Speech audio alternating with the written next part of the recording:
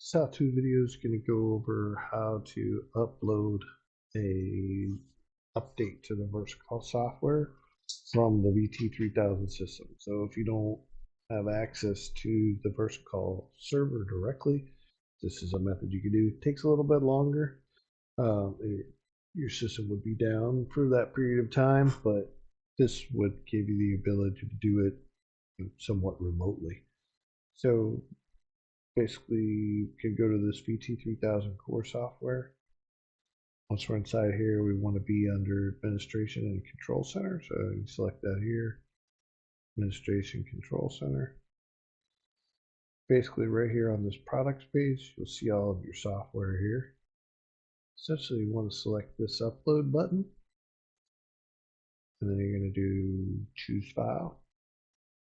So what you will have gotten is from a VersaCall technician or customer service rep would have emailed you the zip file or sent you a link to download it.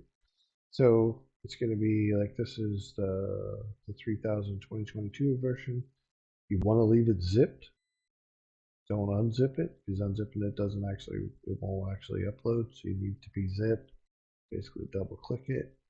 It'll show that the VT3000 version number here .zip is ready to go. Basically going to hit upload, and you're going to see this icon scrolling right up through here, and that means that it's actually updating. And so what I'm going to do is I'm going to go ahead and pause this video, and then once it gets done uploading, I'll bring up the video again. It should take that 5 to 10 minute range, just depending on how fast it is. Oh, as you can see, mine was a little bit quicker than I anticipated. So it'll come up and say the update is started. This means that it's uploaded it to the computer or the server, and now the actual software load is going on. So this one can take also in that 5 to 10 minute range, just depends on how busy it is.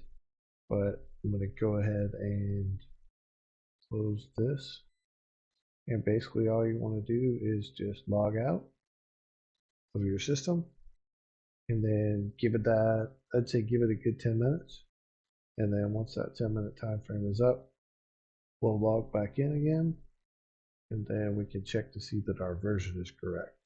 So what I'm going to do is I'm going to pause this video now, and then I'll come back in, and once this is all back up, you will see no time difference. Okay, so my system has now finished updating.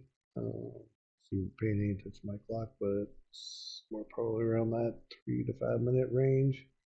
So essentially all we want to do here is sign back in to the system, and then to check basically we'll go to Control Center under Administration, Control Center, and here in this Applications, remember from before, but mine said updated. Now that's gone. Everything is released 2022. That's basically what you would want to see on your side, is that from whatever your release was here, now it should say that 2022 release or whatever version it is that you have. I'll conclude this video on how to update to the VT3000 software. Look forward to talking to you again.